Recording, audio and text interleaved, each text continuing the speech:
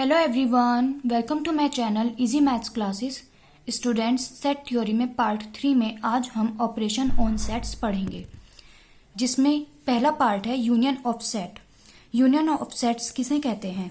The union of sets A and B is the set of all those elements which belongs to either A or B or both A and B.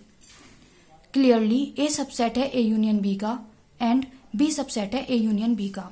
Union of set में हम ए के सारे element और B के सारे elements को लेते हैं। एग्जाम्पल 1 2 3, ए इक्वल टू 1 2 3 और बी इक्वल टू 2 3 4। जब हम इनका यूनियन करेंगे तो यूनियन में सारे एलिमेंट्स इंक्लूड हो जाएंगे 1 2 3 4। बस हमें ध्यान रखना है, जैसे 2 और 3 दो दो बार आ रहे हैं तो हमें यहाँ पे दो दो बार नहीं लिखना। वेन डायग्राम समझते हैं यूनियन बी का। ए यूनियन बी का रोस्टर फॉर्म में हम ऐसे लिखते हैं A such that x such that x belongs to A or x belongs to B. A union B का वेन डायग्राम ऐसे बनेगा जिसमें ए के सारे एलिमेंट और बी के सारे एलिमेंट इंक्लूड होंगे, मतलब ये पूरा सेट इंक्लूड हो जाएगा। Intersection. The intersection of two sets A and B is the set of all those element that belongs to be both A and B. It denotes by A intersection B. Guys, A union B को हम you से प्रदर्शित करते हैं और A intersection B को हम ऐसे प्रदर्शित करते हैं। ये उल्टा यू समझ लीजिए। ये यूनियन से विपरीत होता है। इसमें हम यूनियन में हम सारे एलिमेंट्स लेते थे, लेकिन इंटरसेक्शन में हम सिर्फ वो एलिमेंट्स लेंगे जो कॉमन आ रहे हैं, यानी बीच वाला पार्ट। इसका वेन डायग्राम ऐसे बनता है। आपको इन दोनों डायग्राम की प्रैक्टिस करनी है और इन्हें अपने माइंड में सेट कर लेना है कि ए यूनियन बी और ए इंटरसेक्शन बी का डायग्राम कैसे बनता है। A intersection B x such that x belongs to A and x belongs to B. आगे पढ़ते हैं ऑपरेशन ऑन सेट्स में। ए इंटरसेक्शन बी का example A equal to 1 2 3 4 and B equal to 2 3 6। जब हम इनका इंटरसेक्शन लेंगे, इंटरसेक्शन मीन्स मैंने आपको बताया था कॉमन लेना, तो 2 और 3 कॉमन आ जाएंगे। डिसजॉइंट सेट, ये थर्ड पार्ट है ऑपरेशन ऑन सेट में। If there are two sets A and B, if A intersection B 5, then A and B called disjoint set. Disjoint मतलब अलग अलग करना। जब हम ए कोई सेट लेते हैं और बी कोई सेट लेते हैं और उसमें कोई भी चीज कॉमन नहीं होती, उसमें 5 आ जाता है और ये पूरा ऑपरेशन डिसजॉइंट सेट कहलाता है।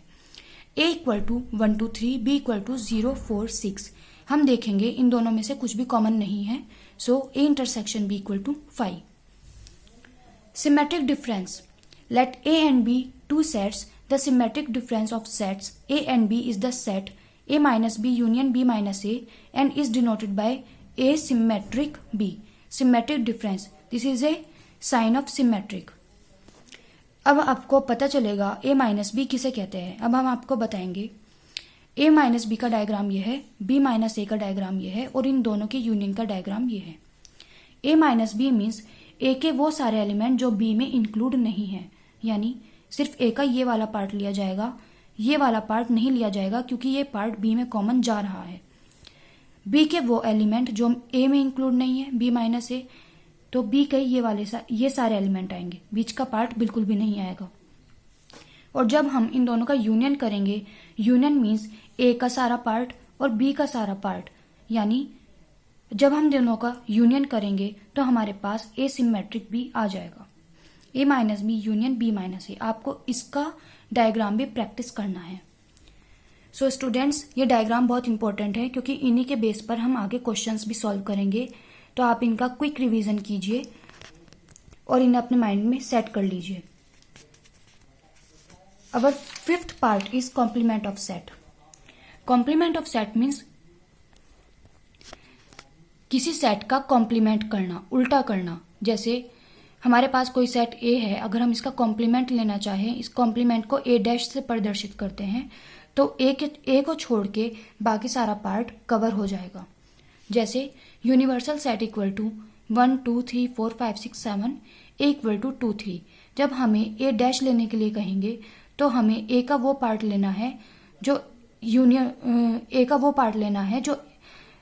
यूनिवर्सल सेट में इंक्लूड नहीं है, यानी 2 3 ए का पार्ट है अब 2, 3 हमें इंक्लूड नहीं करना है, वह बाकी यूनिवर्सल सेट का पूरा पार्ट लेना है। 1, 3, 5, 6, 7 ये सब हमें इंक्लूड करना है ए डैश में। सिर्फ उस एलिमेंट को छोड़ के बाकी सारा पार्ट लेते हैं जो हमें दिया गया है। So guys, this is A explanation about operation on sets. अगर आपको ये वीडियो बहुत अच्छी लगी so please like, share and subscribe my channel Easy Maths Classes and share with your friends to get easy explanations. Thank you.